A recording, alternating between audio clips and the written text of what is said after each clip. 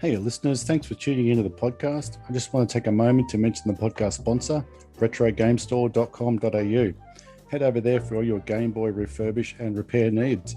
Screens, shells, buttons, and all the bits and pieces. And there's a complete custom build made to order service as well.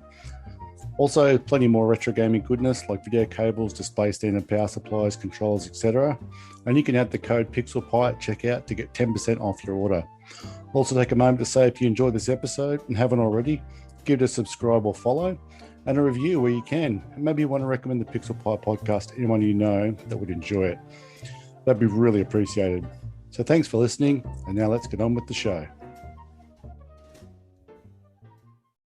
Morning, guys. This is Matt from Matt's Mods, and you're listening to Pixel Pie podcast.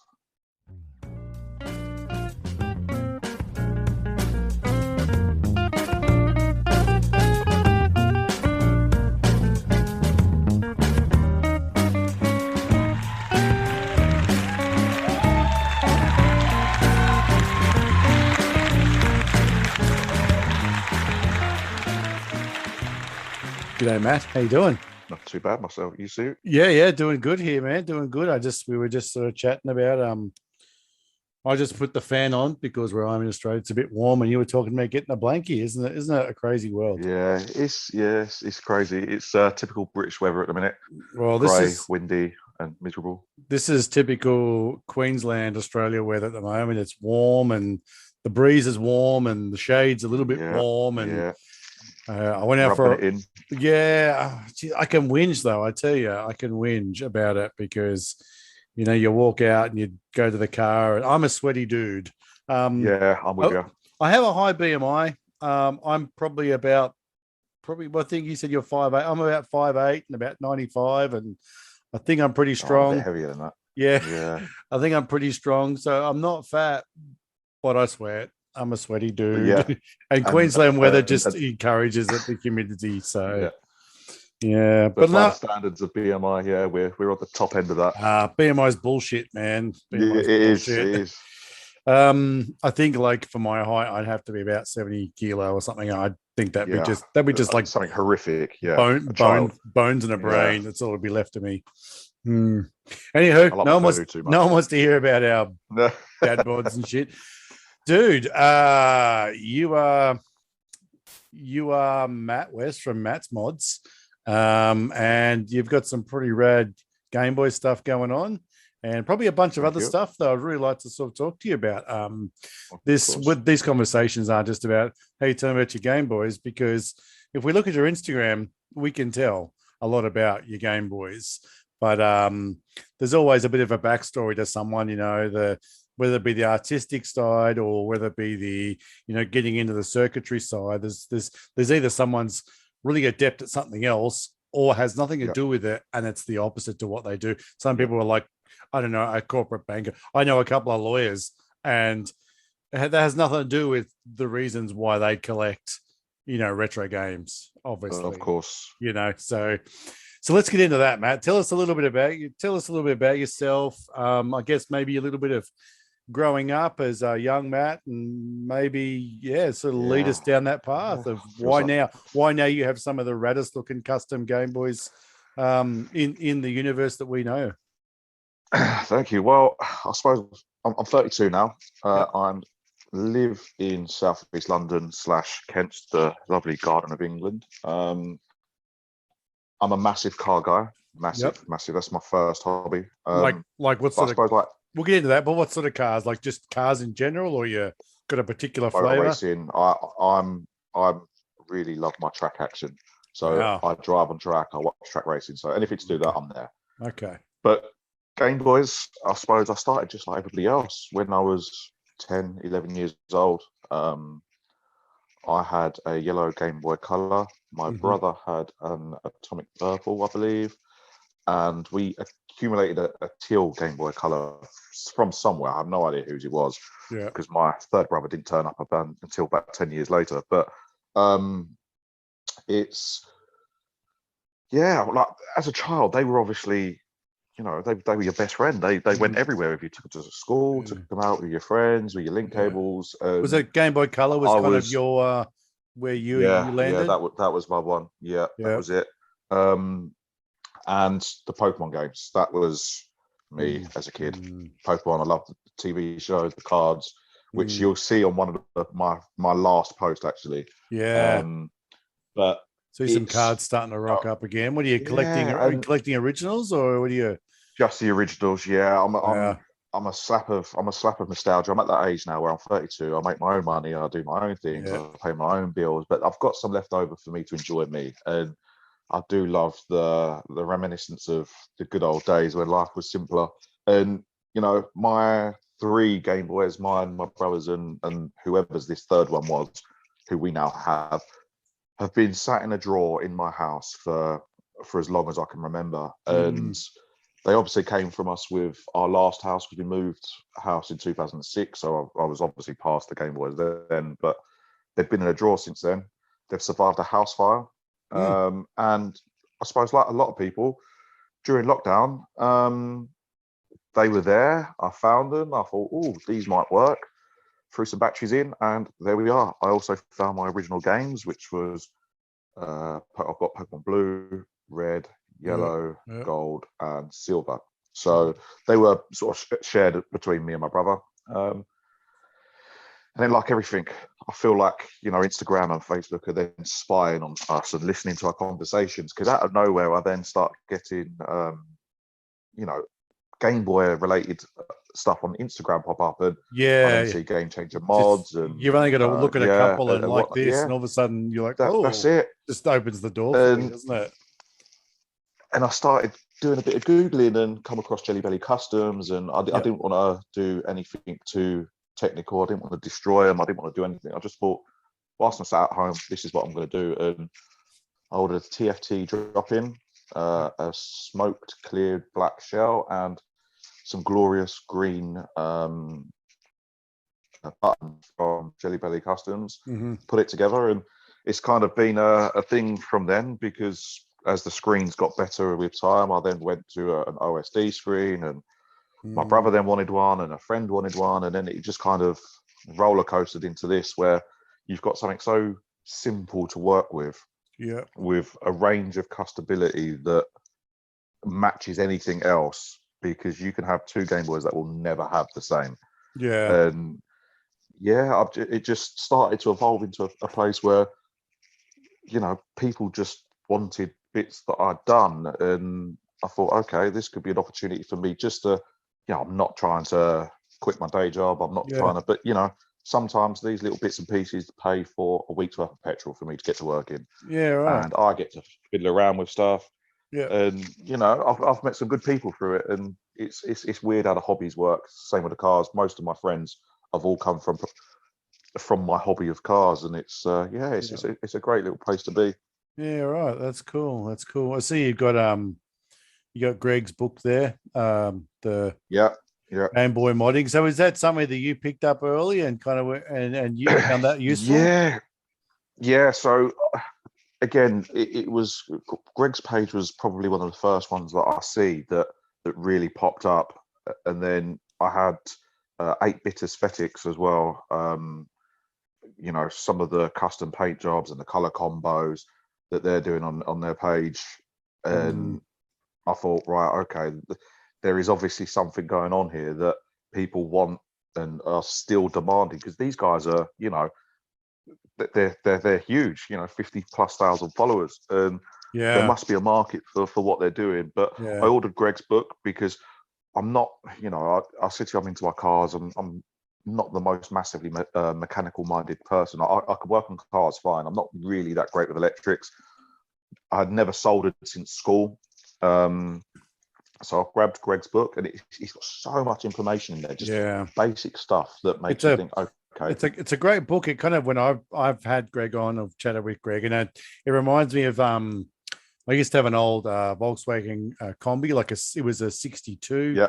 So we'd had semaphores and it was like a split screen and that sort of stuff and everything.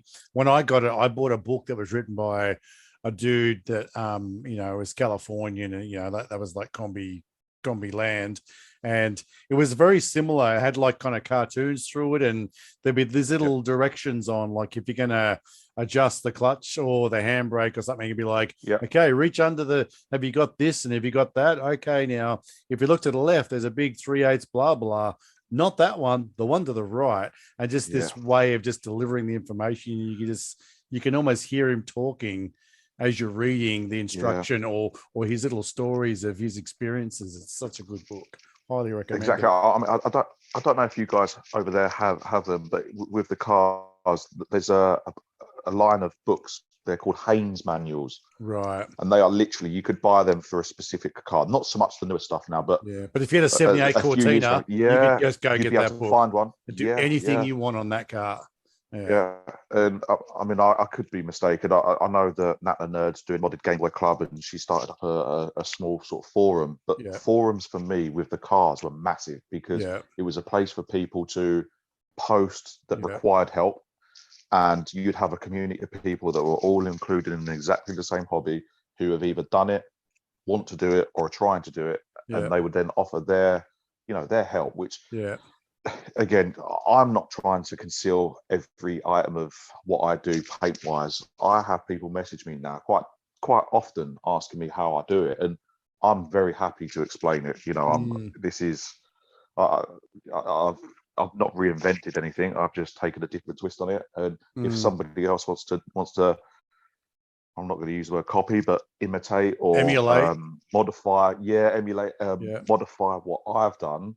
But they just need a few sort of step-by-step guides, and I'm here for that. We all stand on the shoulders of giants.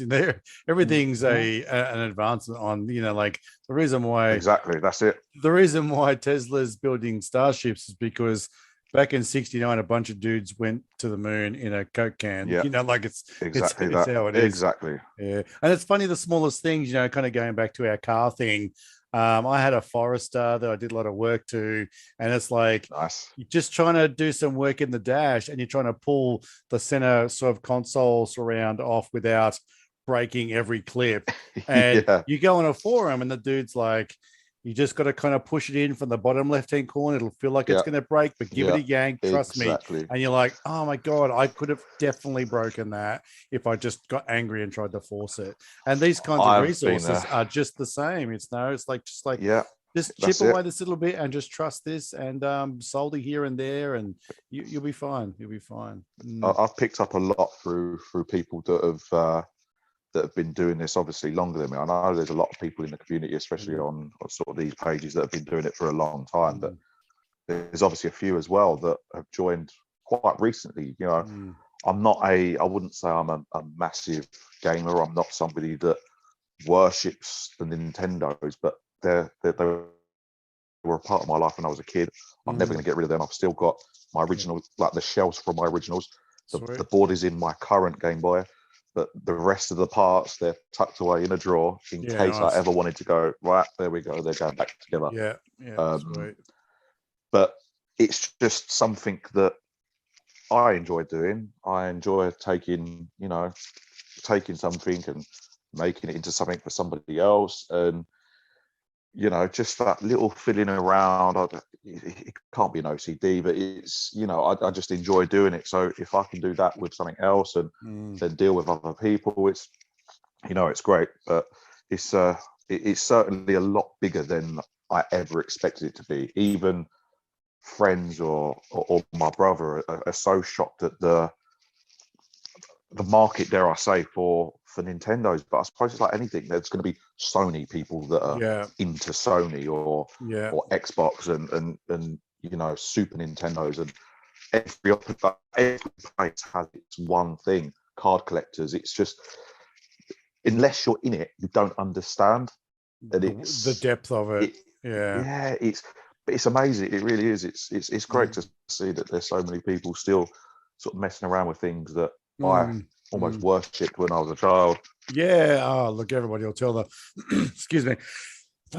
Everybody tell the story that you could have picked up the average just pick a model Game Boy, maybe 3 years ago for like $20, $15, $5. You guys in the UK are already fortunate to get the kind of the boot sales and stuff, and the like I watch a few different toy collectors and stuff, and it's like someone just says, here's the paddock, and everybody just lines up in a paddock, and it's we don't really get that as much here in Australia. It's a bit more kind of pushed into car parks, and it's a bit more, I guess it feels more regulated, but now you won't get, in my experience, and from what I can see, you won't get a Game Boy of any sort in any condition for under $100 if you're just going to buy it off Marketplace. It's bonkers. It's you say about the boot fairs. I don't often get to go to them. I used to go to them a lot with my grandparents when I was a kid. We get dragged around looking at back then what I thought was everybody else's junk. This is boring, and the stuff you could have picked up. Now back I love then. Yeah, I love it. I mean, I play football, so soccer, if that's what you guys call it over there. So I play that on a Sundays, which is when we have boot fairs over here. But me, my brother, my girlfriend, his girlfriend, and a couple of others, if there's no game, we'll get up and we'll go, right, so we'll just go to the boot fair, even just for a walk, take the dog with us. And I'm on Game Boy hunt, but I cannot find any. They seem to have just taken them all from me, and I just want that one just to sit there and go, I found one. I'm the same. I've had no luck. I've had no luck. Same with me, mate. I just we do a lot of I don't know whether you guys call them op shops or thrift shops over there. Like this salvos and things like that, and even those places, like I've been to them. I've seen like a green see-through Xbox, which I think is probably a better one. I don't even know what model it was, but this was in like an op shop, and it was like $300. I was like, what? That's not even a deal. Come on. We've got a store called CEX over here, which is like an electronics store. I mean, these guys are. I walked past one the other day, and I think there was a standard, just a normal Game Boy color that was sort of upwards of £100, and I'm thinking to myself, they're probably given the poor guy 15 quid credit for this. They're now expecting, but somebody at some stage is going to go in there and buy that. And it's crazy. It really is. I was at a Supernova the other day. It's kind of like a Comic-Con or whatever you want to call it, with my daughter. And there was a guy with a vendor there with just a whole bunch of stuff. And one thing he had was an original Famicom, the white and red one. And it was kind of in its foam, and it looked like it had all the cables. And it was in a kind of like a sort of sealed clear kind of wrap. It looked much like, if you ever watch any of those videos of people like hunting through Akihabara, and they'll see them kind of wrapped. This was 400 Australian dollars. And it was moldy and yucky, and I'd be reluctant to suggest whether it actually still functions. And I was like, someone's gonna buy it. Good on you, mate. Someone at some stage, Now let's have a little bit of a closer look at some of your builds and just the different, I guess, go for it, art styles that you do come up with. Now, I think the first thing I ever saw and asked myself, who's this dude? Was a Super Nintendo. You guys call them Super Nintendos, Now it's when I saw it, the word that's come straight to my mind was patina, and I'll describe it, and then you can kind of back up with your information. This is only one of about, I think, just flicking through your Instagram, 3 or 4 different sort of color schemes or processes that I think is unique, in my opinion. So this Super Nintendo or Super Famicom, it could be called also in some parts of the world. You've basically done underneath it a kind of like a rainbow of colors, and then you've covered it in a black, and then you've kind of sanded away some of the sharper edges, the natural edges, and that exposes ever so slightly the colors underneath. Now, my daughter has these little books where each page is just black. And when you start to scratch away, you expose the image underneath. So that might help people to understand what I'm trying to describe here. So I saw the SNES, and then basically, if you sort of look through your Instagram, there's then a whole bunch of different consoles. The Game Boy colors seem to come up really sweet, because there's just so much sort of coming on. There's this, I think you and I were talking about this once before. There's this strange kind of bevel on the front that kind of runs down through the D-pad. It loops under the start select and goes back up through the B button. And you sort of don't really notice it. Well, I didn't really notice it until I saw your work, and I was like, oh shit, Oh, isn't that really It's there. cool? That's Yeah. so cool. So, yeah, man. I mean, did you fall over and bump your head in the toilet, or how did this one come Right. about? So if you're on my page right now, so I if am. you scroll down a bit further, there is a green, pink, and blue shell, which is the first patina that I'd done. Yeah, it's got like a green And D-pad and sort of yeah, a so pink B and a green A. yeah, that's Yep. it. So with this, I bought. I've been using. We've got a car store, like an automotive motor parts store called Halfords over here, which sell a lot of car parts, and they sell cans of paint. And Yep. long story short, because of the stuff with the cars, I've got paint laying around, and I had a bunch of shells, and I thought, right, let's have a little go. I tend to find that these paints weren't very good for using on consoles and handhelds and plastics. It's just not as durable. It's not that great a quality. Yeah. And I spoke to, I think it was Julianne, Gameboy.7777, and she'd mentioned that she'd used sort of graffiti paints for this and the ranges, and again, 8-bit aesthetics. I've spoken to Oh, them, and Julianne does a bit of Montana tagging on. Gold. Julianne does a bit of tagging on the Yeah, side, does she? yeah, yeah, she must be. We don't know. We might see some of that in Germany. Yeah, But yeah. yeah, I painted a couple of shells, and I thought, you know what, I'm going to go and I'm going to find some paints. And funnily enough, my brother, who has absolutely nothing to do with anything like this, used to do a bit of tagging. He said, "Go on Graffiti," and I was like, "All right, Yeah, what's this?" right. He said, "It's a website. You'll buy everything." I went on there and I Bought bought a everything. load of Montana. Yeah, I bought a load of Montana Gold. And my personal go-to is Cobra paints. I have got on really well with Cobra. I don't know if they're Right. a What will you do with worldwide paint, paints but as I far as use the cars? Just like sort of bumpers and yeah, wheels and sort of yeah, interior bits, anything like that. Yeah, it's brake brake calipers and all the kind of rad bits. yeah, I've refurbed a fair few bits of those Yeah, cool. and stuff. But when these paints arrived, I'd obviously got myself some really bright pinks and some blues and some greens, Mhm. and I just had a shell there, and literally no prep into the shell. I just went up to it, painted a bit just because I wanted to see the color. Let that dry, painted the next bit, okay, and then I've done something else with it, and I have absolutely no idea why. I think I was just trying to flatten the surface to make it smooth, because for me, there's nothing worse if you're having a painted object that you can feel absolutely everything on it.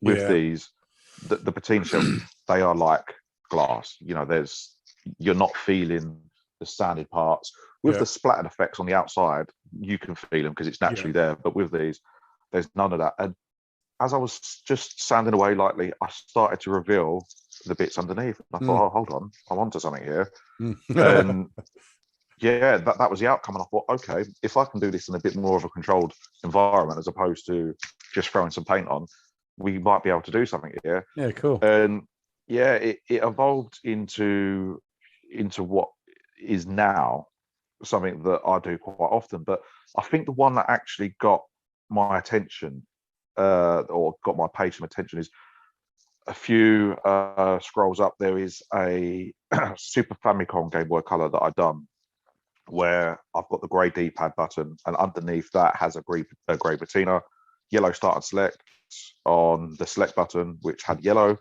then red on the start, green on the blue Yeah. on the Looks like it B, sort of and smudged all whatnot. the And colors down. yeah, Yeah. but that was again using the same process, and that got quite a lot of attention, a lot of shares, and I Yeah. think that brought a few more people to the page.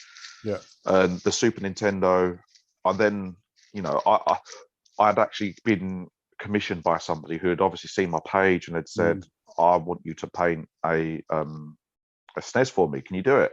So I've never done one, but of course.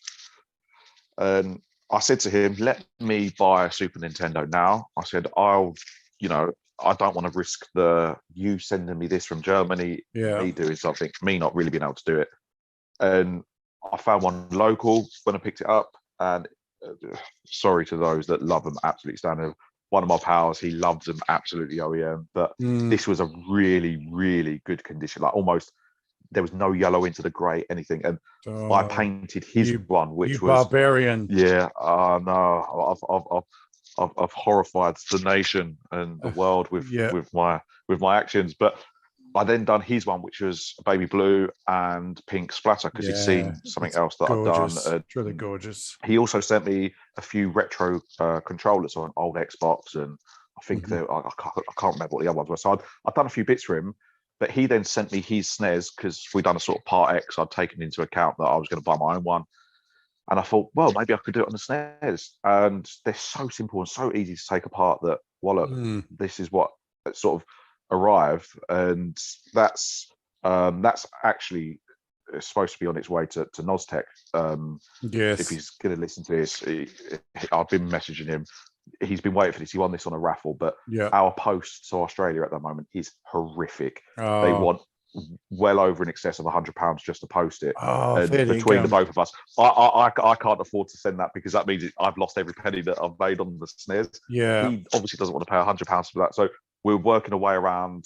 I went to the post office again recently. They're still like, no. They've told me it's probably best to send it in smaller packages, which means he'll end up receiving 1, 2, 3. But I know that Australia Post is being they're in a bit of a situation, as naturally is expected at the moment. But it's sat in a box, right?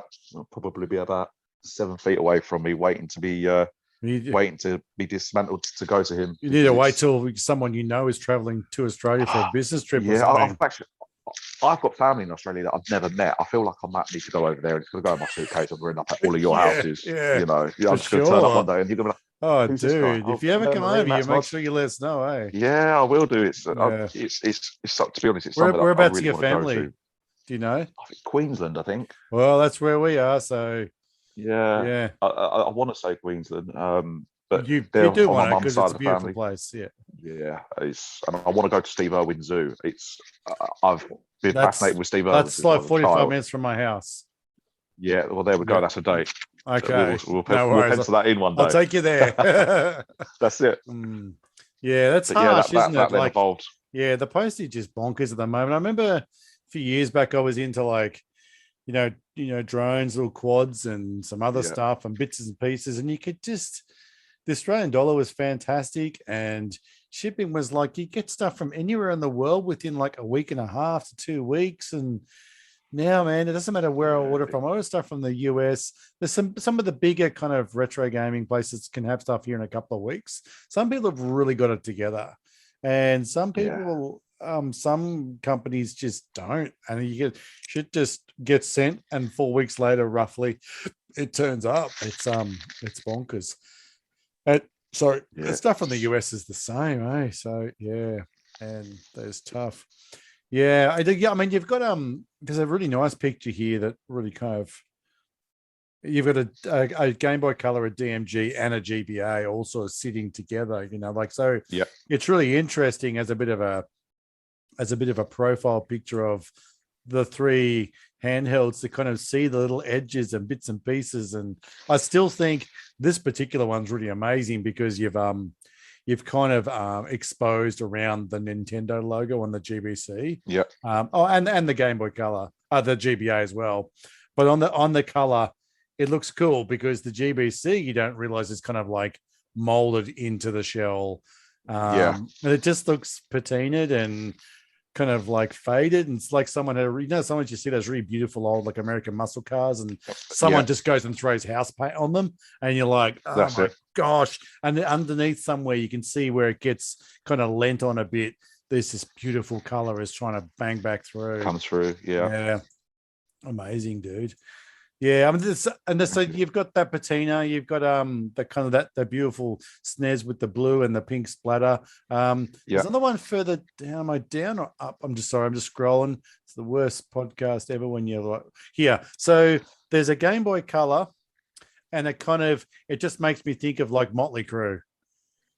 It's kind of black, and then it's got this sort of diagonal lines of it's just like all I think is like they would all wear like they have the big hair and like a bandana around his hair, and or hanging off his tight jeans and things like that.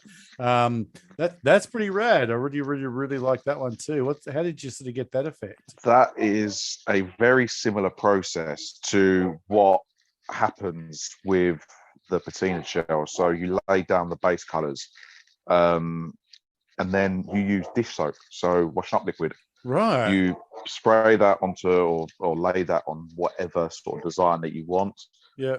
That sort of forms a coverage Like a mask. over that paint. Yeah. Oh, And then wow. you lay the black down, and then once the black's dry, you literally rinse it under the tap. The dish soap goes, and that's there. So what you do is you do like the 3 or 4 colors, like they're verticals down the console. Yeah. And then once that's done, then you basically you put it down, say on a piece of cardboard, and you just do squirt, squirt, squirt here and there. Yeah. And then you hit it with a black can. That is exactly that. That's Peg City. Tyler, he sent me a TikTok. I'm not on TikTok, but he sent me a TikTok and showing that, and he said, as soon as I see this, I thought of you. But they were doing it on like sort of dishes or trays that you serve food on. I thought, right, I messaged him. I said, I'm having a go at this. And that was the outcome. And I've actually, a bit further up, Marky PI, who is an absolute legend of a guy. I think that, you know, as someone that's got a big page, he gets really involved in sharing people's stuff and communicating with guys. I've actually got a collab with him. He sent me 3 shells that he said, dude, I need you to paint for me. I want us to do something together. And I said, by all means, send them to me and let me know what you want. He said, I'm going to let you do whatever you wish. And I've done him one like that with the dish soap. I've done him a patina, and then he sent me, they're like the little Dreamcast handhelds, the little tiny ones. The memory VUs or whatever they are. Yeah, and that I've done in a chameleon flip purple and green paint, and it's come out amazing. He's received them now, and he messaged me and he said, like, thank you so much for these. He's absolutely over the moon with them. So it's with that particular one, I get quite a lot of questions about that, because I've done a couple now. I've done a Game Boy Advance shell for Load of Old Tat, who he's the reason I'm now spending money on Pokemon cards as well, by the way. So I'm going to send him the bill for my recent order. For sure. And I've done one, and I've now done a Game Boy Color for Tyler, the Peg City. It's Tamiya paint. A lot of people ask me what paint I've used. It's Tamiya model paint, and it's weird because on the lid you've obviously got this flip colored sort of color, I suppose, and when you spray it, it's clear, you can't see it, but you've got to then base it with the black. So when you're doing the insides of a shell, you lay that down first, and then you lay the black down behind it, and you know, there you go, you've been revealed the color that you're supposed to get, and vice versa. If you're doing it on the top of a shell, you lay the black down first and then spray it as like a clear coat. But it's worked really well. I've done a PlayStation controller a while back where I used almost like how can I describe it? Almost like a petrol blue turquoise. It's a really lovely color, and then I used that Tamiya flip color as like a top coat over the top, and it really sort of gave this very subtle sort of purple tone to it, which, you know, from now on you could spray it over any color and get some sort of rainbow effect. It's the world of paint just allows you so many things. It's such a bizarre sort of chemical reaction. You're really playing with science, aren't you? And that kind of leads me to a couple of shells you got here, a Game Boy Color and a DMG, and they've got that kind of that crackled finish. They look We've spoken about this one before. That DMG looks amazing. That DMG one's that's your one. I believe I told you that's going to be the post to you when just £100 to get it posted. Yeah, that's it. Yeah, I would love to have that. Holy cow! You should definitely come to Queensland, mate. You should definitely come to Queensland. That's it. So this again was just paint underneath the colours that you want to be revealed. Yeah, and on Graffiti, they do specific paints that have different effects, and this is a crackle effect paint, and you spray it over the top, and depending on the distance from the item you're spraying, the thickness of the layers that you're, you know, the coats that you're putting down, then determines how tight or how big the crackle effect is. Because just above that one, you've then got another shell which has got far smaller crackles. But again, it's just a different take on something that's going to be a little bit different to what somebody else is doing. Or so how do you control the size of the crackle, or the density of the crackle? Is it closer So gives you a bigger crackle, or? yeah, or usually it's the thickness of the paint that you're laying on. So the thicker the paint, then the larger the crackles are. So Right. Yeah. so with that DMG, you'll notice on the sides, because you don't want to load up too much paint on the sides, it's a naturally thinner layer of paint around the edges, which then creates the smaller crackles. So yeah, it's the lighter coats will give you tighter crackles, and vice versa. But I guess it's a ratio, isn't it? It's like if you pour a bucket of water in a space, it's going to cover some, and if you put more water, it'll cover more of the floor or whatever. I mean, you best believe it's all trial and error. I've been through, for every good shell you see, I might have gone through 2 or 3 that haven't turned out very well. It's all of this is trial and error, because although you've got an idea in your head of how you want something to turn out, unfortunately it doesn't always work like that, and paint will lay slightly differently. So I want to get an airbrush next, because I want to see if I can start having a lot more finer control over stuff. And I also want to start doing, well, not doing, but I want to do for myself a pair of custom Air Force One night trainers. And again, that's something that I've now been looking into and doing sort of the splatter effects and whatnot on those. But for the shells, I think an air gun. The Tamiya paints are great too. I've had a fair bit of experience with the Tamiya acrylics, and you just kind of buy like little pots, and you buy the thinner, and it's just sort of like, a cap in top, and give it a good shake, and they'll stay there. They'll stay good for ages. I can pull them out every now and then and do so. I'm just watching the sorry, listeners, I'm just enjoying myself. I'm just watching the little video on your Instagram post of that DMG shell as you move it around, and just little bits of color here and there. It's sort of making me grin a bit. That's insanely. It's that one actually has the texture that you can see, although that's got a top coat over it. I was going to ask you, do you do a top coat to kind of protect them? I do a top coat on all of the shells. So I tend to use, I've personally found that Cobra satin clear coat is for me has been great, because although gloss looks fantastic in certain lights and pictures, it also isn't that durable. It's going to be far more resistant to scratches. It's going to be far less resistant to scratches. It's going to show dust a lot more, and it's like car paint. It's if you've got dirt or dust on the car and you sort of rub your hand across it, you're then putting micro scratches into the top coat, but when the sun comes out, they're there. And with the satin one, I found it so much more durable. I run my nails across the top of them, not that I run around with massive nails, but enough to sort of test it out. They're fine, and I just it gives such a nice clean finish as well. But all of them get top coated to give that protection. Now the cars have come up a number of times, so let's talk about that. There's one pic here which is you holding up what seems to be some sort of alcoholic beverage, but in front of that is a wheel of some sort. I think you and I have discussed this a little bit before when I was like, don't tell me anymore. And you threw around the term I drive Nurburg-ring fairly regularly. Yes. Let's make that the end state about this aspect of our conversation. How do you have a life where you just go and drive Nurburgring regularly? Tell me about that. It's been it's almost like a drug. That's the only way I can describe it. So I've been into. There's nobody really in my family that's into cars. It's just friends, and it's been the same.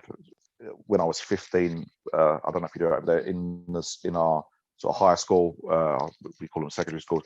We do a placement for work experience. So you're there for a few weeks, and all of the guys at work will go, I'm going to go work with my dad on a building site. I'm going to go do this. I said, no, I'm going to Porsche UK, which is where all of the press cars come from.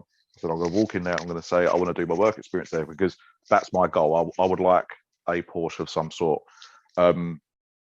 Ever since I was a kid, and I was lucky enough that my grandparents, who I spent a hell of a lot of time with during the school holidays and stuff, lived about 20 minutes from this Porsche UK garage. Oh god, And it's I like went in living there outside with, Disneyland. yeah, and I went in there and they were very, very accommodating, very happy, and I spent 3 weeks there. Oh my lord. You know, like as a kid who, you know, reads the magazines, looking at, doesn't even have a driver's license at the moment. He's now looking at the cars that I wish to own one day.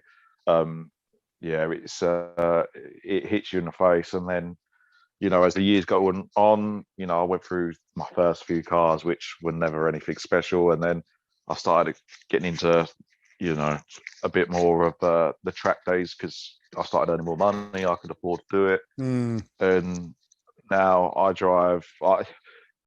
I've got a couple of, I've got a personal Instagram page which is just sort of me, my girlfriend, and whatever I'm doing on a daily basis. Yeah. But my original Instagram page was for my cars.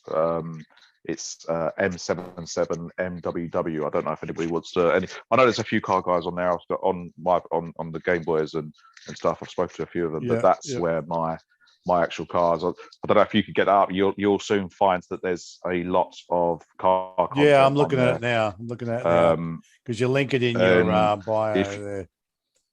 Yeah. So there's. So that's your grey Renault, is it? Yeah. So these cars I absolutely love. If you go down a couple, you'll see the red one. There's a picture the two pictures of the red one.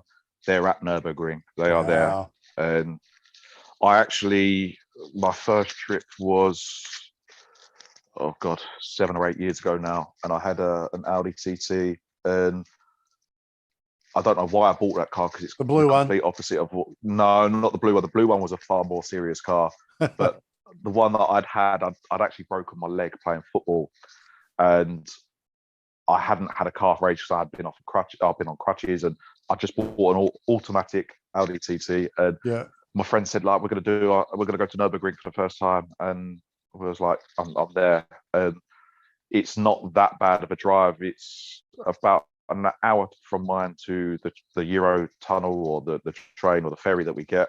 Yeah, and then it's sort of 5 hours or so from there with a few stops. And I got there, and every other car was either a Porsche, a BMW M3, or a Megane RS. And I said, I'm gonna buy one of those Meganes. I got back, I bought the red one. I'd had it 5 or so years. I'd done, I can't even remember how many trips now. I usually try to get out a few times a year. And so just anybody can rock up? Like, how does it? Do you have to have roll cages and fire suits and stuff? No. So it's technically a toll road. So it's just a German toll road. Anybody can turn up. Really? You have coaches go round doing sightseeing and people on motorbikes, and it's the most obscure place in the world because although it's a de-restricted toll road, it's still governed by, it's a very finicky sort of technical place if things go wrong, because they still abide by German road laws, but it is treated by 85% of people as a track. That's bizarre. So you are going round as fast as you can, but it's the most dangerous place as well, because I've been there personally, and it's been sunshine at the start, I've met rain in the middle, and then I've had snow and ice in the top of the highest part of it. You just don't know what's going to happen. But it's, for anyone that loves cars, they will understand what I'm saying, that it's somewhere that you go and you will find the most vast array of cars you're ever going to see in your life, and they're all there just to do the same thing. Nobody judges anyone. Nobody is there looking down on others. It's right. I had a good lap with, so I've got a Renault Megane. I know you guys have them over there because I know a few Australian guys that have got them over there, but they're not a popular car. They're not very popular over here either. Yeah, but I mean, that's one of those brands that just doesn't have sort of, the Clios you see a bit over here, but So I was having a good lap chasing a guy in a Clio who had done sort of an engine swap out of a Megane in it, and we'd had a good lap. So that each lap I can do them in about 8 minutes, which is pretty quick. And we pulled into the car park. We had a good chat, and he was a German guy, and he was with his friend in the passenger seat, and we sat there for sort of 10, 15 minutes. And his friend said, "Oh, I'm going to go grab my car now." So he's just been out in a Clio as a Oh, passenger, and he's turned up in a brand new purple McLaren 720S. You know, Jesus. a few $100,000 worth of car that he was having good fun with his pal in what would have been a $10,000 car as a passenger. And it's just it blows my mind. I've got a lot of German friends now who I've met through just doing this.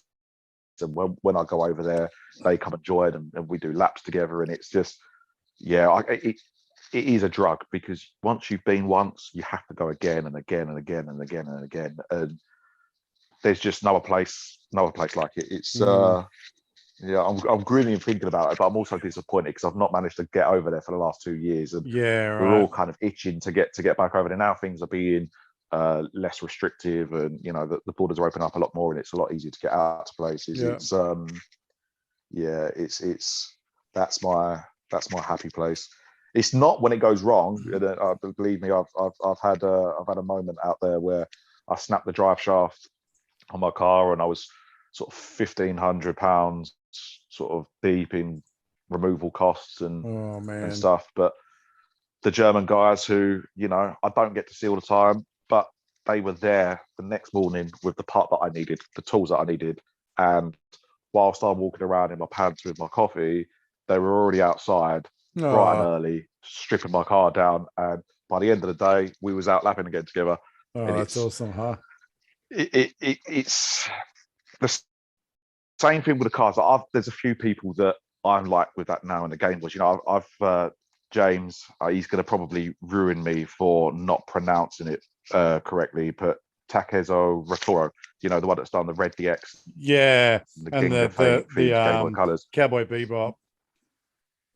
He's done the Cowboy Bebop, absolute Gameboys. class. Yeah, beautiful.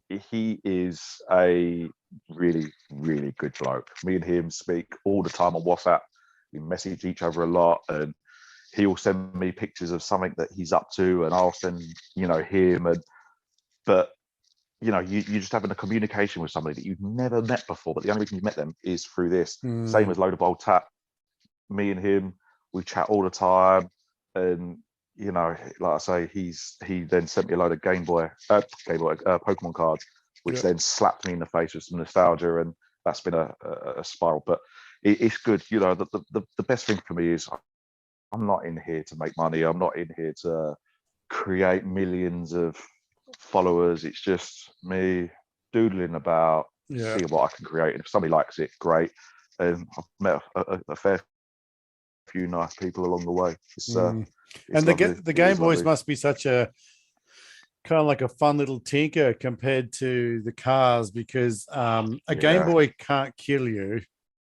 No, the thing, a car can. So the car has such a serious level of consequences and cost. I mean, it's probably let's be honest, it's probably going to, at your skill level, the amount of driving you've done and how intimate you are with your cars, it's probably going to cost you a lot more before it's going to hurt you, which means that the Gameboys are just like, man, I think if it takes me 3 shells to get this right, then who cares? You know, you buy a bunch of them from China and it's all good. That's I'd hate to think on the amount of knuckles I've bruised and cut, the amount of bolts I've sheared, or the amount of swearing I've done underneath the car in an English winter, and smacking your knuckles against something that wasn't supposed to be. I'm very lucky. I've got quite a big garage at the end of my garden, which is accessible for the back of my house. I've got a pit in there, but it still doesn't make it any easier when it's freezing cold, and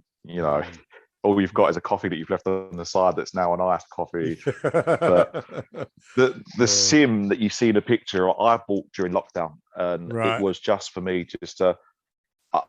I don't tend to. I'm not a fantastic gamer. I grew up with PlayStations, Xboxes, and Game Boys and stuff, but I'll play some Call of Duty with my friends online, and I'll be the worst person on the team. If I could play Project Cars, which is a lot more sim related versus say Forza, which I'll go on just to mess about with my pals. It's very good for me just to learn the basic lines of a track, and especially at Nurburgring, where you've got 100+ corners, just knowing what's coming up next, brake markers and the colors of a fence, and stuff. It never prepares you for the actual thing. Well, I'd like to think I'm far better in the car than on the Sims, but it's just there as a, and it's good. You know, it's in a room where I've got a little monitor and my Xbox is plugged in, and after work, if I've got not much to do, I can sit on there and kill a couple of hours and have a good time. And yeah, it's something that's probably going to follow me around and probably turn into a more expensive thing with a Fanatec or something that's a bit more expensive. But does your work relate to the linked. cars or Game Boys or anything? No, I work on the railway. Right. I work on the trains, so I'm a revenue officer on the trains. What's that? But ticket inspector. Oh, okay. So well, the only people that can have the shits with you are the people that are doing the wrong thing, right? That's it. That's so it. But there's but Game Boy related. One of I've worked with him now for the best part of almost 10 years. Is my pal Jim. We've said that if we were not friends at work, if we never met friends, we'd probably never have met, and we probably would never have become friends. But he's basically like my brother. And one of the best things that I've done Game Boy wise is, it's a bit further down on my page. There's a DMG that was his childhood Game Boy. And I hope he doesn't mind me saying this, but he had lost his mum, and it was in his shed when they were sorting the house. Right. And he hasn't had it for years. And it had no back cover on it. The shell was yellowed. It had no lens, and it had the lines on it. And I said to him, give it to me. I'm going to sort it for you. And again, through a few sort of tutorials, reading Greg's book, I'd sorted the screen. I cleaned it all up. And there's a few pictures of the process going through. And then what's the process again? When they the retro bright. Retro brighting, that's it. I retro brighted the Game Boy, and I think it's on the 20th of April. If you can see it, it's just below. Oh, I'm looking at it right now. The one you did for Deadpool Jim. Yeah, that's it. And it looks like the final product looks like, you can see before. This looks like mint, beautiful. Mint. And that is the only thing that was not original on that was the lens, because he needed one, and the battery cover because he never had one. Everything else on that I cleaned up for him, and it works absolutely perfectly. And it's now displayed on his windowsill or his bookcase next to, I think it's Trunks and Vegeta as the models, Goku and Trunks. I don't think he plays it much, but he's a massive gamer. He loves his gaming. But that, although there's no, I haven't done a crazy paint job on that. I haven't done any mods to the screens. Just for pure pleasure of outcome and knowing what that actually meant to somebody, because it's one of the only things that he's got from his childhood, and it's now perfect, absolutely mint. And it honestly, that's probably one of the absolute favorite things that I've done Game Boy related, flat out, is that, just because the process of being able to take something, not having to paint it, but just using other methods to make it, using your skills to make someone happy. And that to me, and I know it honestly meant a lot to him. Like when if you see Jim, he's a big bloke. Did you make him cry? I think he was almost there, and somebody's gonna be listening to this. He's probably gonna throttle me and whatnot. But if you see him, he's a big bloke, shaved head, big beard, but that's his, and it's that to me, I think is still the absolute best thing that I've done. And that comes up a lot. A lot of people come up. I think I know personally at least 2 or 3 people that are doing, builds and restos and stuff. And quite often it's just someone who's, mid to late 30s and eyes aren't what they used to be. And, now we've got phones and switches. They're like, I can't see this, but I still have my original Mario. This was given to me by my dad when we flew through Hong Kong and I wouldn't shut up. Can you make this better?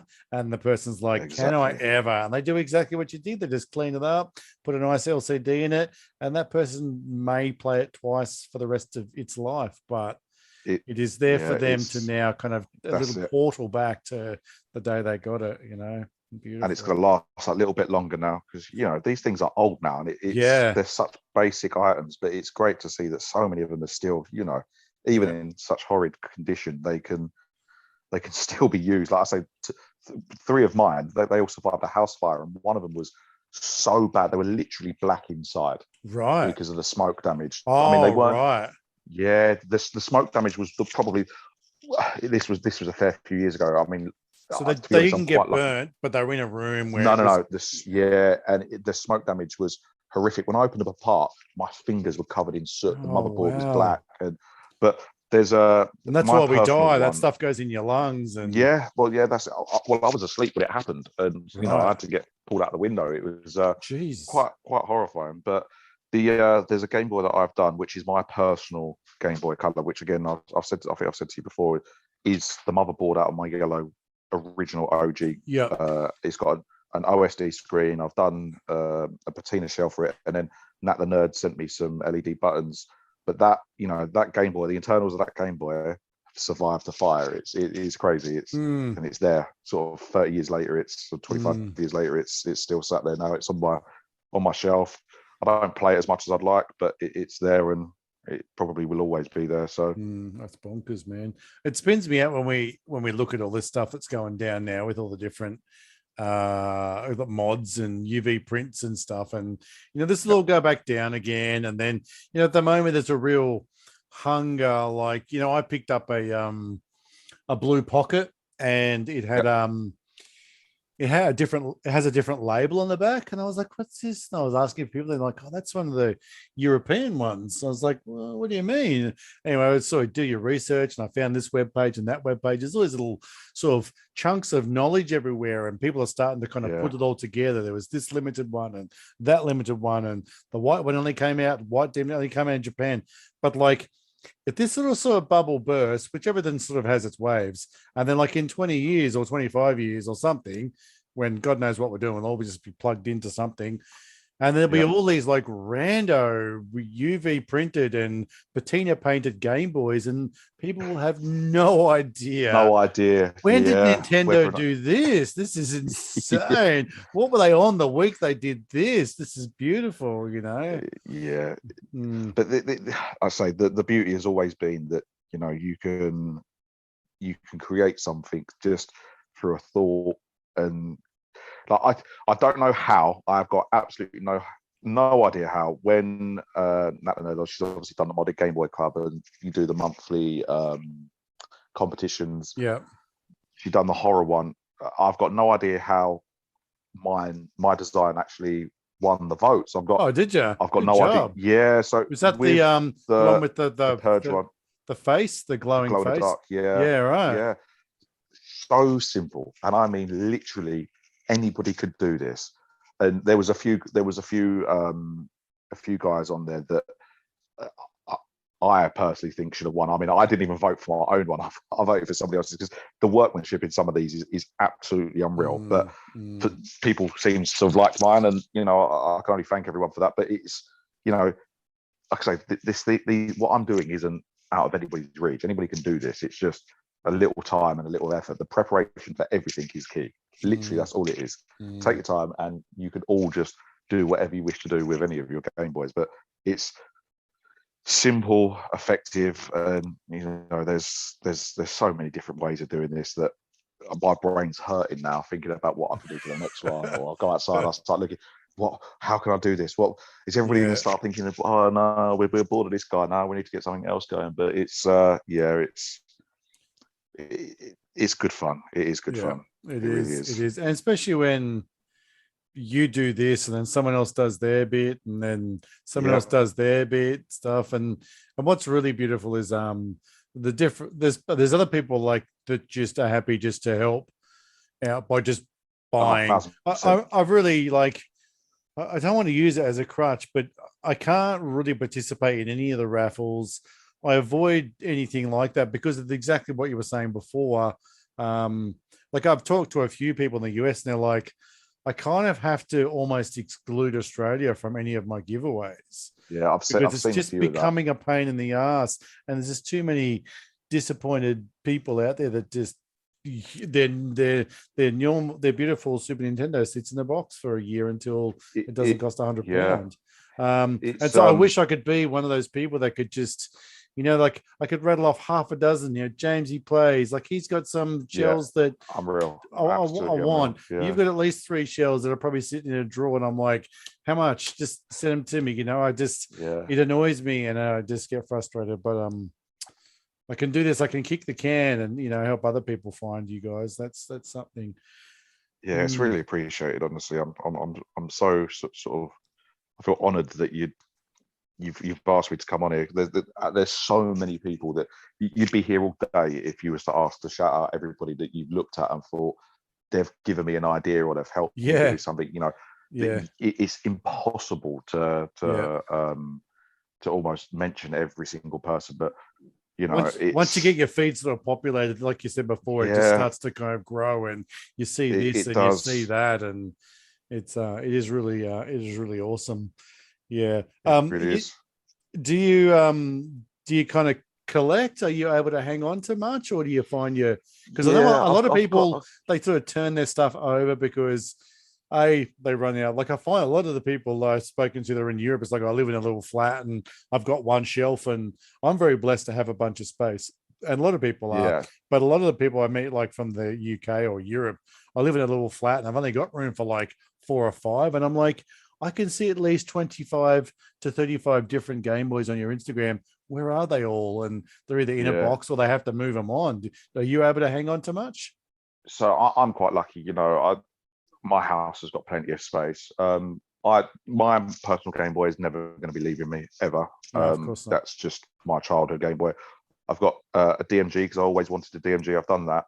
Mm-hmm. I've got a Game Boy Advance, and I've got a PSP, a PS Vita that, dare I say it, is again going to rattle a few feathers, but it's emulated and it's so much easier and sort of clearer, even compared to the original Game Boys. I've got access to 10,000 games on it. Yeah. So I've got them, and I have got drawers of shells that have either been practiced or I've not been overly happy with the outcome. But almost everything you see on my Instagram has been something that somebody's commissioned or something that I've done, and somebody's then approached me and said, I want this. So yeah, literally near enough everything that you see on there is now in the hands of somebody else, which when I think about it is actually quite scary, because there's quite a bit on there that I'm sitting there thinking, oh, I remember doing that. But it's, like I said, my Game Boy is never going to go anywhere.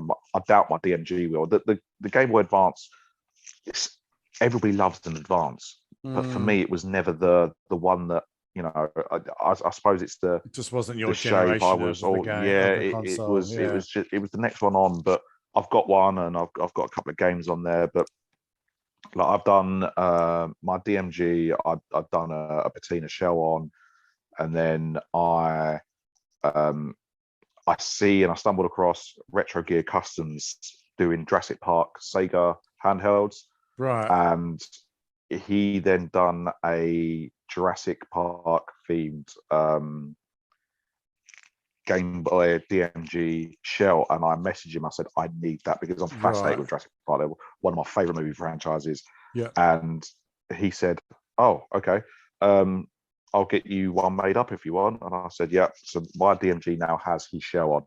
That's very cool. This is what I mean, I'm quite happy to paint hundreds of shells for people, but I'm also really happy to have the work of somebody else on my own personal stuff, because I've looked at that. It's simple, it's effective, and it's like, yep, bang, that's mine. But no, apart from that, I don't really collect much. The only thing I seem to collect is car parts. But I've got what I call as a little games room, which is the bottom part of a loft converted bedroom, and my Sims in there, and I've still got to put some shelves up. I've got people bought me loads of pop figures over the last few years that I want to get on the shelves up there, and I grew up loving comics. I'm a massive Thor fan. When I was a kid, I loved Thor, and I loved all the. Well, you would have grown up with like Judge Dredd in 2000 AD. Yeah. Love that stuff's the business. Everything like that. So, I've got a lot of stuff that, normal. I say normal people, but people that aren't included would say, "Oh, you're a geeky guy." I'd probably say, "Yeah, I've got a lot of stuff like that." and it's going to go into my games room, and it's on the walls. And like I say, I have no need to now collect sort of 20-year-old Pokemon cards. But again, it's a slap in the face of when I was a kid running around. Had I have known now what I knew, had I known then what I knew now, I would never have opened packets. I would have just gone to my local shop, and we used to have a little store that, and there was a guy in there who owned the store. His name was George. Like he was an amazing guy. He'd come in, we'd always be in there with my mum and whatnot, and she'd go collect the papers. And when we was on the way to school, George would be there. He said, "Does your mum know you're spending your money on Pokemon cards?" I said, "Yes, George, she knows." And me and my friend, we must have been about 10. And we was on the way to school. He lived on the road next to me, and we was on the way to school. And we have, obviously, we have £5 note, £10 note, £20 notes, and we had £50 notes, which were very rarely seen. Oof. And we was walking down the road, and there was one on the floor stuck behind a car's tire. Oh, what? And I was like, "What? We're having that." And as 10-year-olds, the first thing we thought of doing, we were now rich. We'd won the lottery. Yeah. We could have retired at that age. We went straight to George's, and we spent 50 quid on Pokemon cards. And he then told my mum that I'd come in and spent 50 quid on Pokemon cards. My mum then asked me where I found the £50. I then got an absolute rollicking because I hadn't handed it into somebody. And, man. I had my Pokemon cards, and they all then got ruined because I had I then sort of ruined them all by wrapping them in elastic bands to fit in my pocket.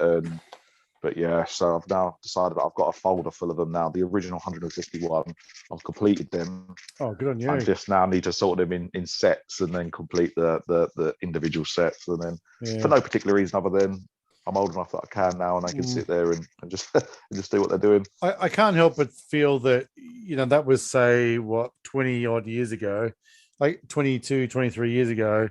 I can't help but feel that 22, 23 years from now, there's not going to be things like that. It's just the world is just sort of seems to be, it's like a tumble dryer. It's all coming back, and they're kind of just milking what we used to be good. And, in 25 years, right. I don't buy toys I don't go and buy what's aimed at a 10-year-old now as an adult, really. I've done some Pokemon cards with my daughter and things like that. But in 20 odd years, surely none of the Batman figures or the Star Wars stuff that's sitting in our local, Target is going to be worth money. Yeah. Anything in 20 years from now. It's just going to be rubbish. I've had this conversation with Jim, who I've done the DMG for at work, and I've had this conversation because he's really into. He's bought sort of Yu-Gi-Oh cards, like more recent ones, and Magic cards, and again, the world of YouTube and stuff is just. Like you say, everything now seems to be a replication or a throwback to what would have been an 80s or 90s childhood dream. All the films are being remade. All of the films are having 80s themes. You've got things like Stranger Things that is an 80s show. Everything is trying to go back. But I can't imagine that anything now, which is such mass produced, is going to be, I can't see it. Even cars and stuff. Never know. Like, tell me, in 30 years, is the 2020 Mustang going to be worth anything? It's not iconic. It's not. There's certain things that changed what we knew of as. Pokemon hit the scene 25 years ago, and it was an explosion. And if I'm right in thinking, it's still one of the highest franchises on Earth, or highest sort of money-making companies on the planet. They're still printing money. Like, they're printing it. It's bonkers. You're never going to... You're just never going to compete now with the original base sets. Or the original sets that the kids, when it first came out, grew up with. Even with all of these sets now, there's so many of them. But I just can't imagine that they're ever going to have the same impact as what the originals did. The same as the games. I can't imagine now going and buying a DS. I don't know what the most recent, or a Switch. I can't imagine going into a store and buying the latest Pokemon Switch game, and that being as important, as valued as blue, Ruby, red, and yellow. That's right. It's something that was. I can't see it, but it's a different thing too. Like like I said, my daughter and I got into it for probably a year and a half, and we got in on a couple of, like release boxes and, 48 boosters, and we had a bloody good time. And I felt awful because I was totally encouraging my child to take up gambling. But we kind of had a good time with it. And we got involved a little tiny bit with a couple of pre-release events where you'd go and you would get given a pre-release build pack, and you'd have a few boosters and a couple of extras and a kit and stuff. And it was really good fun. But when I was sitting there, and then I went back and played a couple of times, and I found it really challenging because it was very much pay to win. It was more or less just loot boxes. You could buy cards individually, and all would fluctuate based on a championship that was played somewhere in Europe, and this dude played this deck, and now a card that you could have picked up for 80 cents for a dozen 2 weeks ago was now worth $12. And it's just, it became really hard to kind of swallow. But I would look around the room, and of the 30 to 35 people there playing Pokemon that day, there was 4 kids. Yeah. These were all grown adults with big money, big budgets, and being able to, and a lot of kind of like ego, unfortunately, taking what is a kid's card game way too far. And I sort of said to my daughter, I can't do this anymore. I'm really disappointed. Compete with this, I can't compete with them. I'm really disappointed in these adults, and they love it. And I need to just leave them to love it, kind of thing. And we played a bit at home, and that was fun enough for us, and we had a really good time. And I think it's getting to a point now where, especially the older stuff, like it's now so inaccessible to people because the prices of stuff, like the ones that I've collected, I probably couldn't go and get graded. They're in decent enough condition for a folder. They look good. I've got a lot of the common cards. I've not spent loads on them. Obviously, the Charizard and the Venusaur were the big hitters, but and even then, the Charizard's in actually really quite good condition. But if you look on eBay now, everything has got quite a horrific price tag for it, which was essentially a card that was inside at a time they were like £2.50 per pack. You're now seeing them at £500 to £1,000 a pack, and it's but then you get the celebrity people that I know Jake Paul, whether you like him or hate him, he went out to do his boxing fight with a Charizard around his neck, which then made the market explode because now everybody's going, oh, I've got a Charizard somewhere, and they would have dug it out of their loft or their shoebox. And then they've whacked it on eBay for 300-400 quid, and people are paying it because they're all trying to do the same thing. And like I say, the release boxes, the 25th anniversary ones, I tried to grab one just for for the sake of being able to open a couple of packs with some cards in it. That I don't like any of the newer stuff, but it would have, they had a couple of prints from the older stuff, and I thought, okay, I can't find one anywhere. And then you've got the scalpers on the Facebook marketplaces that are now putting the boxes up for twice as much, and it's just like. It's like the Xboxes when they first came up with the most recent Series X, the PlayStation and stuff. People are buying them at retail and then selling them for sort of twice the money. But if people are paying for them, that's right. They're always going to be people that are going to sell exactly them. Right. I can't whinge about the fact that a Game Boy costs $100 because there's people out there buying it. And like I'm into mountain biking now. Here in Australia, you could probably buy a decent brand new from the shop, sort of like 250cc dirt bike that for someone like me that wants to get into dirt biking, I could buy that from the shop for around 12.5 grand ish. I could definitely pick up a second-hand one for 7 or 8 grand. If I want to buy a bicycle, that's a mountain bike. There's a lot of shit going down in mountain bikes these days. But if I want to buy the mountain bike that'd be like my Porsche, we're talking $15,000, $16,000, $18,000. Why? Because people are paying it. For it. These companies crazy. are going to keep doing it. They're like, you dudes want to pay for it, then okay, let's just keep pumping stuff out. And there's some people that whinge about it and they go, oh, they're too expensive. But what does happen, and what people don't realize, is the long game is that, say, like there's new technology, whether it be like a wireless shifter or a wireless seat dropper or something, and it's like it's 2.5 grand now for that one item, whatever. But 2 or 3 years down the track, it'll be $1.5 grand. Another 2 or 3 years down the track, it'll be staple on all bikes. And if you want to get one, it'll be like $300. But you've got to let these people go ahead and sort of Spend like their money first. they're the backbone of the market, and they let these innovations become reality for the rest of us down here For the rest of us. in the pits. You know, like it's just Yeah. how it is. I've got one of those. It's, I've got an elite trainer box of Champions Path. It was like when we were just getting out, and it was like $160. It's still wrapped. And I'm looking at them, and they're still only about $180.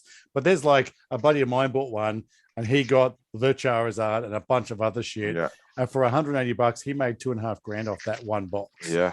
And I'm like, I'm just leaving this sitting here sealed, and who knows? One day it might just become the thing and put my daughter through college, or you never know. Buy her a car or something. You know, like it's. And at 160, you can't complain that it's ruined you for the for the month. No. You need to.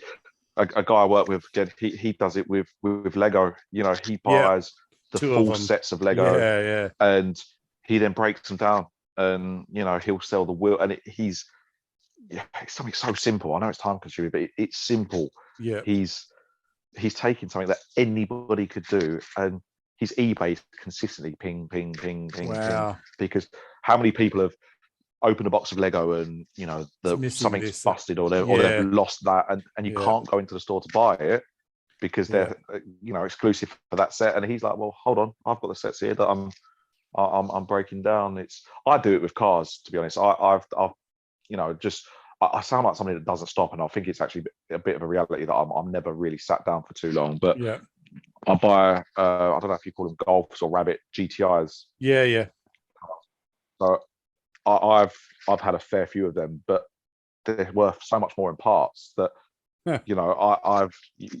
But the thing is because they're getting older now, and the parts are not as accessible anymore. If you've got a car we have, I don't know if you guys have them, but we have like an MOT test that a car has to be fit for the road for another year. So it goes through.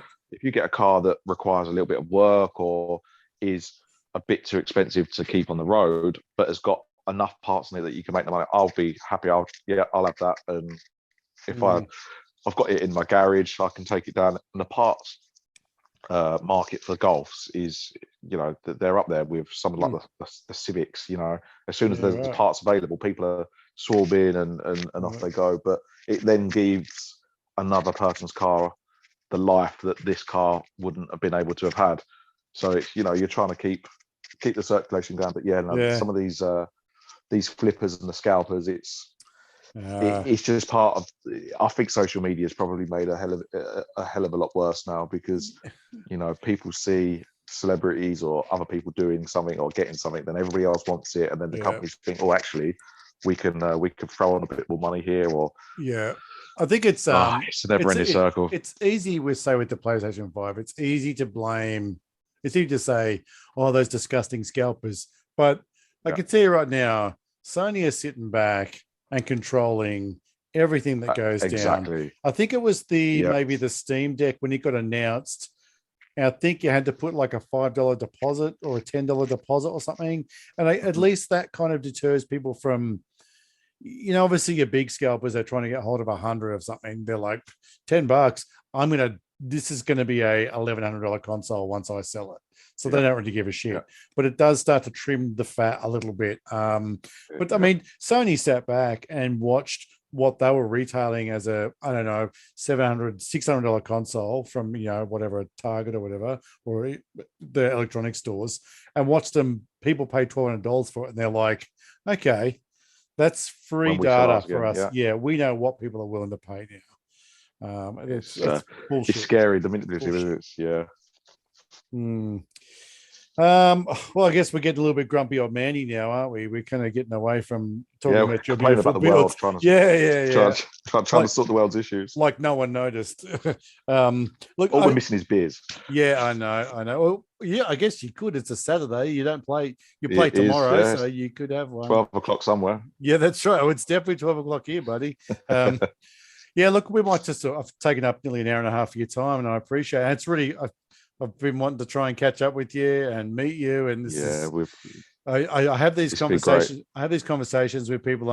It's for me, it's hardly even a podcast. It's a conversation, and I'm able to record it and share it. And other people that, you know, the people that you've mentioned, they've spoken to you through text, and now they can hear your voice. And other people that have looked at your stuff and they can go, there's a real human behind this Instagram. And I think that's always been the goal of people like yourself and I, to say, hey, it wasn't Morrissey, I'm human and I need to be loved. And it makes everything just that little bit more comfortable throughout our day.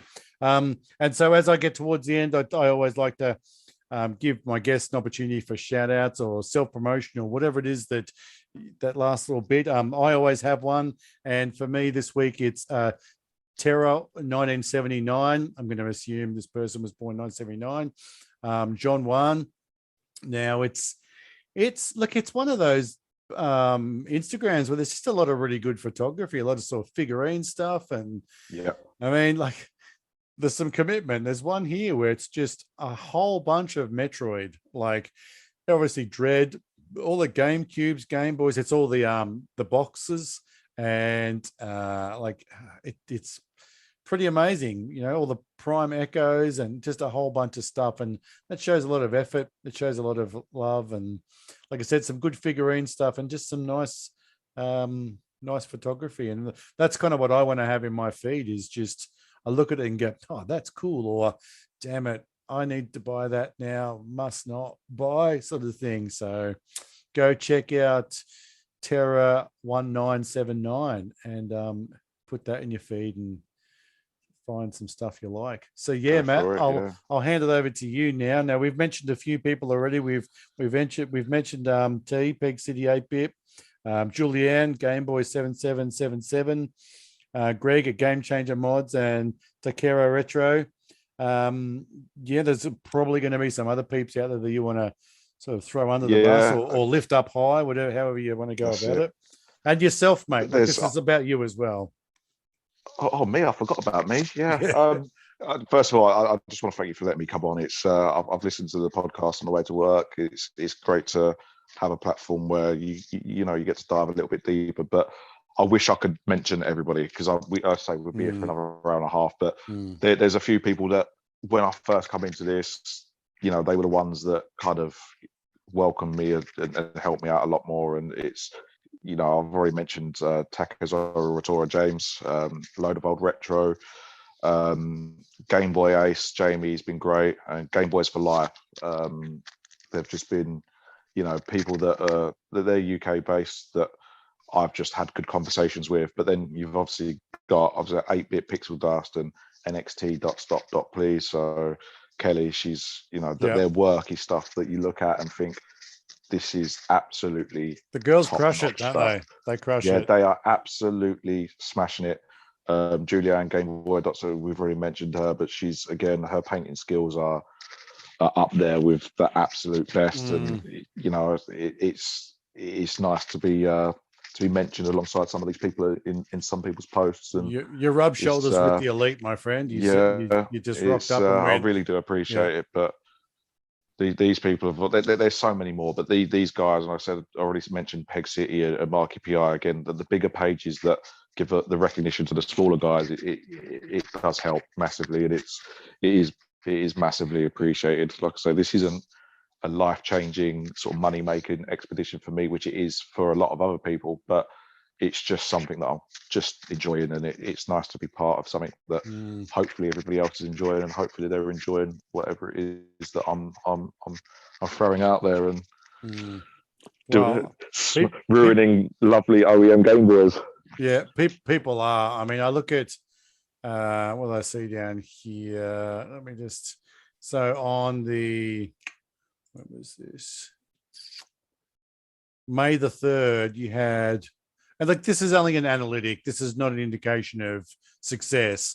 But on May the 3rd, you had 500 followers. Yeah. And you've currently got bang on 2,000. Nearly 2,000. So like I said, I think it's safe to say you're not the type that hunts down these sort of numbers. But at the same time, they are an indication of the effort that you're putting in and the quality of what you're producing, and people want to see your stuff in their feed, and that is a measurement of success. You've got to accept that. That's great. Thank you. I do appreciate it. I'm not very good at taking the compliment side of things, but it is nice. It is nice knowing that what I'm doing is being appreciated or at least liked. So yeah, I do thank everyone that's been part of it or has helped me along the way, because it's a tough little role to get into. Like I say, you don't realize how many people are involved in this or how many people are invested in the hobby, and it's I think you go about it probably one of the most the detriment to yourself is pretty minimal, because you just sort of take stuff on here and there, and your goals are very pure in that you're just sort of trying to help people out and make it, and you're probably just getting a little high on your own supply here and there, and that's all you need to sort of. I really take my hat off to those out there that are making a living from this, doing this full Greg time, and his brother. This is what they do. They just punch out hundreds of these a week. That's all they do. And I'm like, dude, that is. And when I spoke to him some time ago, he was like, yeah, it's cool. It's what we're doing. Like you think you just had an avocado farm, and it's just you just grow avocados and you push them out. It's like, dude, to me it seems so bizarre that you can push so many Game Boys through your workshop and so many people. Like, there's such a market for it. It astounds me. Yeah, it's crazy. It really is. But again, these people they've put in. I know how hard it is to do these, just sort of every now and then. And you've got people that are doing it sort of flat out 24/7. Yeah, I take my hat off to them. And the financial investment that I've spoken to a couple of people that have bought a box of 120 or 60 Game Boys of various conditions and models from a Japanese source or whatever, and it's like a couple of $1,000 put down. And now they've got to turn that over and make it work, and it's all going to the screens and the shelves. It's a big deal. It's a big deal. So I would much rather personally be where you are. To be honest, just enjoying your craft and putting smiles on faces, and if you can hook yourself up with a couple of extra bits to make your collection, float without along the way. That's it. Yeah, that's great. Thank you, buddy. I really do appreciate your time. I think anybody that's listening to you today is like, that dude. Yep, want some of that. So if you're in Europe and you can afford it, then maybe someone should come and hook you up and talk to you about commissions. You do take commissions. You've mentioned it a couple of times. I do. Yeah, I do. Yep. I do. People often message me and ask for something, and I usually get given good free reign for something, but it's I don't have a website. It literally will just go through my Instagram. Like I say, this isn't a business, but it's just a little something that if people want something, I'm happy to hopefully give them what they require. Yeah, awesome. All right, bud. I'm going to let you go. Enjoy the rest of your Saturday. Enjoy the rest of your weekend. And you and I will be in touch. And when you're in Queensland, I will take you to the crocodile place, and that will be bloody awesome. There's a bit of track up here. There's a little track out sort of not far from here that has it's not track. They probably have track days, but if you go out there, there's cars racing. But it's kind of like, they'll have a thing where you have to have sort of like a stock Hyundai XL, but with a roll cage and fire suits. Yeah. So that throws out the rental car issue. Yes, it does take the rental car. Awesome. Fastest cars in the world, rental car. Yeah. No worries. Good man. Cheers, All right, Scott. bud. Have a great one. See you, mate. Thanks. You too, mate. Bye-bye. Bye.